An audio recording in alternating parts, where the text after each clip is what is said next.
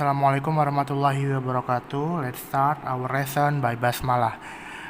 Oke, pada pertemuan kali ini kita akan melanjutkan pembahasan prediksi soal ujian akhir sekolah yang ketiga.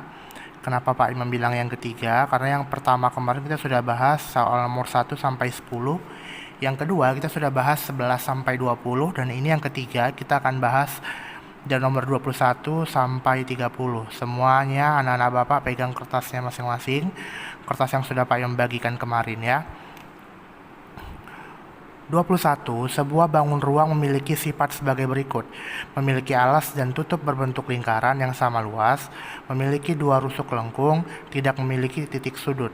Bangun ruang yang dimaksud adalah A. balok, B. kubus, C. tabung, dan D. kerucut. Oke, pada soal nomor 21 ini membahas tentang pengenalan bangun ruang. Ya, jadi kita sudah belajar tentang mengenal ciri dan sifat bangun ruang apa-apa saja. Nah, jadi apa-apa yang sudah kita pelajari kemarin kamu aplikasikan di sini ya. Pada soal ini khususnya tentang mengenal sifat-sifat ataupun ciri bangun ruang.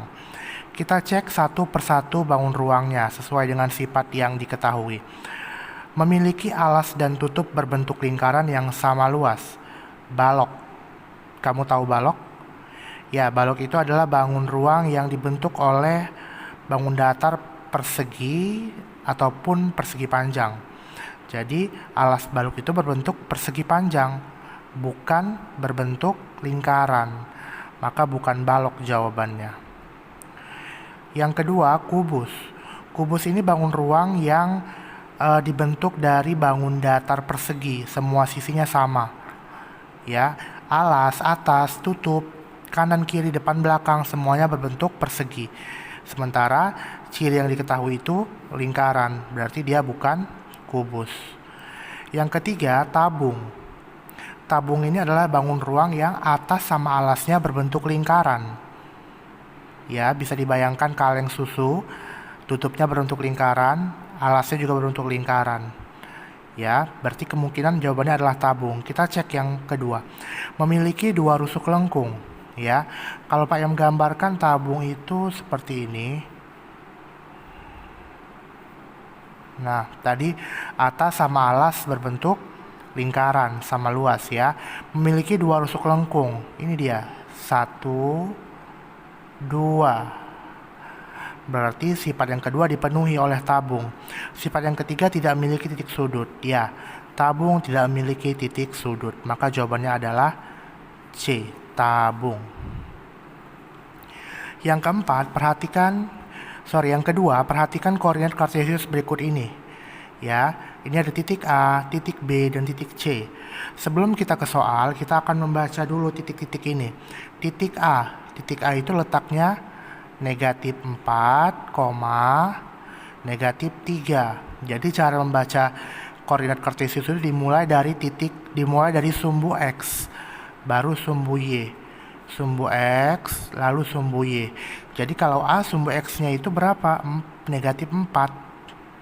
Sumbu Y-nya itu negatif 3. Berarti A itu negatif 4, negatif 3. Yang B dimulai dari sumbu X, yaitu 2, negatif 3. Berarti B itu 2, negatif 3. Yang C 2,1.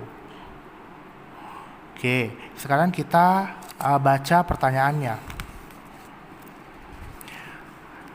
Jika titik A, B, C, dan D dihubungkan akan membentuk bangun persegi panjang, maka koordinat titik D yang tepat adalah, yuk kita kembali lagi ke koordinat kita.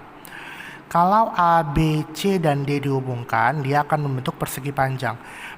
Maka kita hubungkan dulu A, B, C-nya. A, B, B, C. Sekarang kita mau cari di mana letak titik D, sehingga dia akan membentuk bangun datar persegi panjang. Persegi panjang, berarti kita harus cari titik D yang sejajar dengan titik A. Titik A, berarti di sini. Dia harus sama juga dengan titik searah dengan titik C. Dan titik A, berarti dia di sini. Ya kan? Inilah dia titik D.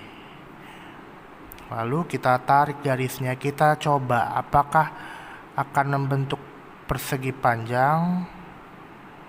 Oke, ternyata ketika kita letakkan D-nya di sini akan terbentuk persegi panjang. Berapa koordinat titik D? Yaitu negatif 4,1.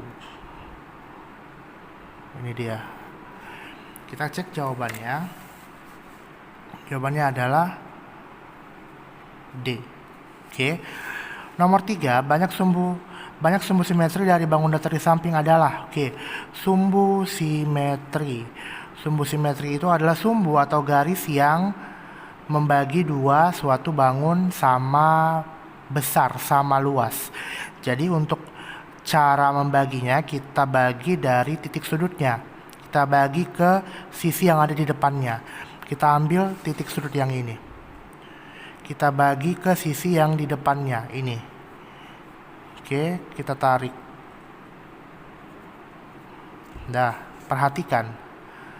Ternyata luas daerah yang di sini tidak sama dengan yang di sini. Berarti kita belum ketemu sumbu simetrinya.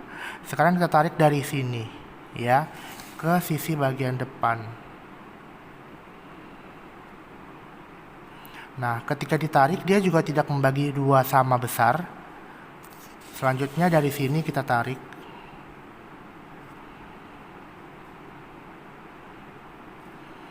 Nah, ini juga tidak sama besar ya. Maka bangun datar segitiga siku-siku ini tidak memiliki sumbu simetri atau sumbu simetrinya adalah 0. Oke. Yang keempat tentang pencerminan.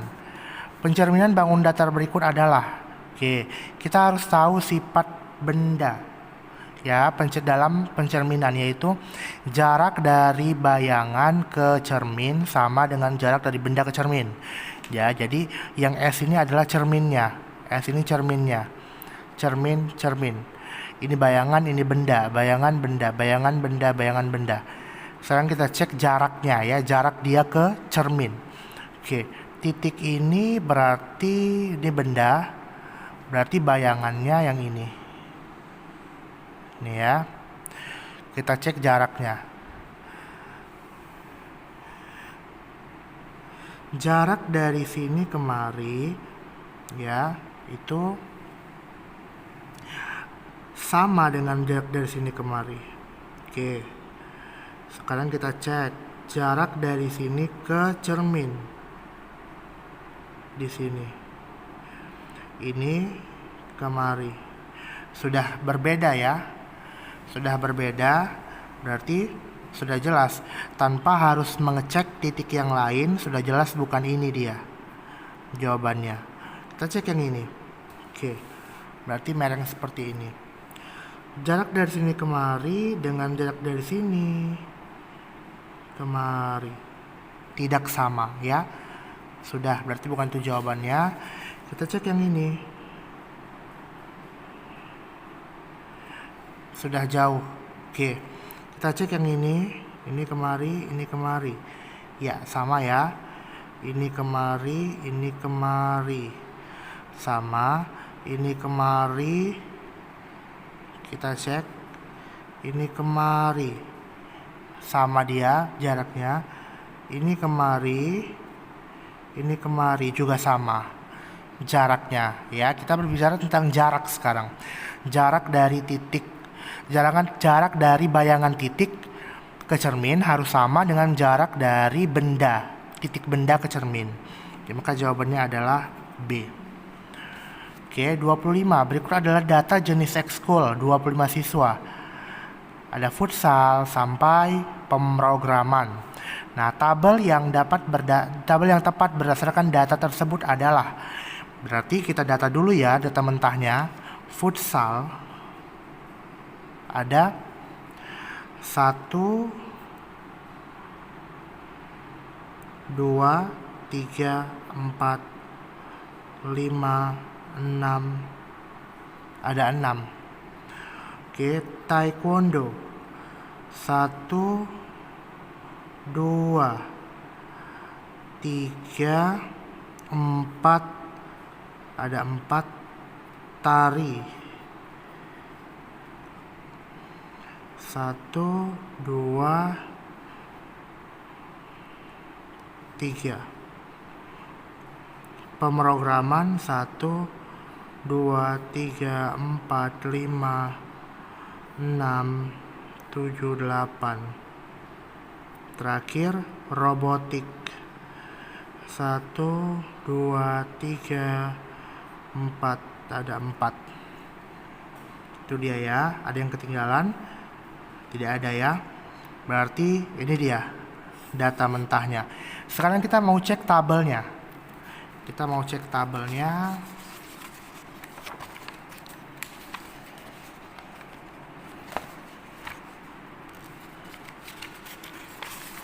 Ini dia. Kita cek yang A. Futsal 6. Benar ya. Taekwondo ada 4. Benar. Tari ada 3. Di sini ada 4. Berarti salah. Ya. Yang B. Futsal ada 6. Taekwondo ada 4. Tari ada 3. Pemrograman ada 8. Di sini 9. Berarti bukan B jawabannya. Yang C. Futsal ada 6. Taekwondo ada 4. Di sini ada 5. Berarti salah. Maka jawabannya adalah D yang tersisa. Oke. 26. Berikut adalah tabel data usia siswa kelas 6. Usia 10 ada 2 orang, usia 11 14, usia 12 19, usia 13 ada 5. Jumlah siswa kelas 6 yang berusia 11 dan 12. Jumlah berarti ditambahkan. Yang berusia 11 ada 14. Ditambah yang berusia 12 ada 19. Maka hasilnya 33. Jawabannya adalah B. Kita ke nomor 27. Berikut adalah tabel data hasil laut yang terjual di sebuah swalayan selama seminggu. Cumi-cumi 50 kg, udang 60 kg, salmon 35, tuna 40, kerang 45. Diagram batang yang sesuai dengan data di atas adalah, yuk kita cek ya.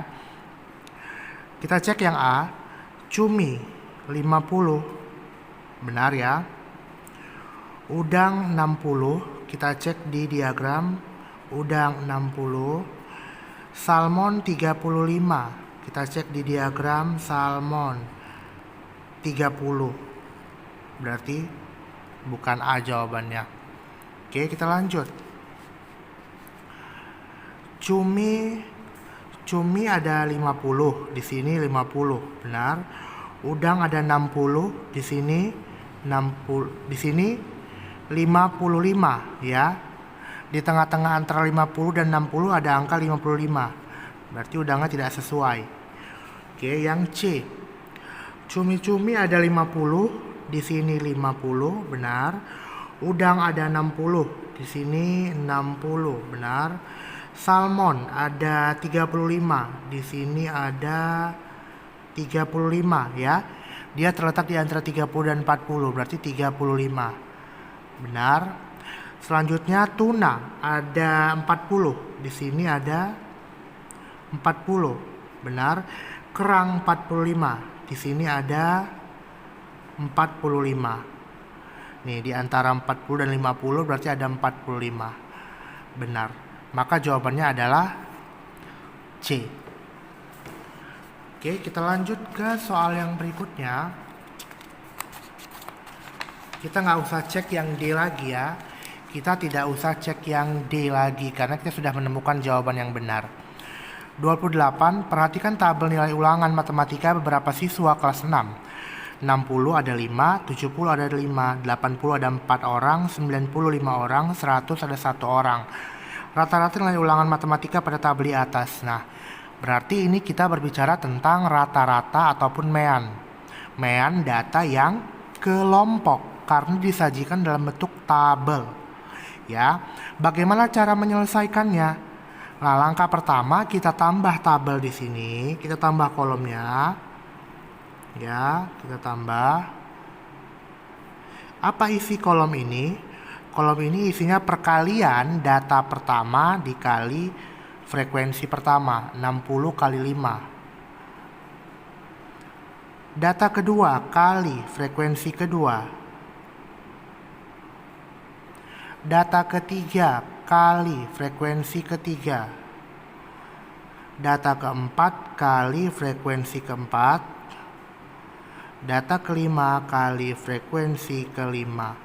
Lalu kita jumlahkan 0, 12. Itu dia 1520. Oke, kita jumlahkan lagi frekuensinya. Frekuensinya setelah dijumlahkan hasilnya adalah 20. Maka rata-ratanya adalah nih dibagi ini. Ya kan? Sama dengan, yuk kita bagikan di sini. Bagi 7, 2, 1, 0, 6. Maka hasilnya adalah 76. Jawabannya B. Soal ke-29, hasil penimbangan berat badan 10 orang balita di sebuah puskesmas adalah sebagai berikut. 11 sampai 12. Ini datanya ya, kamu bisa baca sendiri. Rata-rata berat badan balita tersebut adalah. Oke, ini membahas tentang rata-rata atau mean, namun datanya data tunggal. Bagaimana caranya kalau di data tunggal? Tinggal dijumlahkan saja semuanya, lalu dibagi banyak data. Jumlah data dibagi banyak data. Oke, berarti kita jumlahkan datanya. Jumlahkan semuanya, yuk. Kita jumlahkan yang tidak berkoma dulu ya.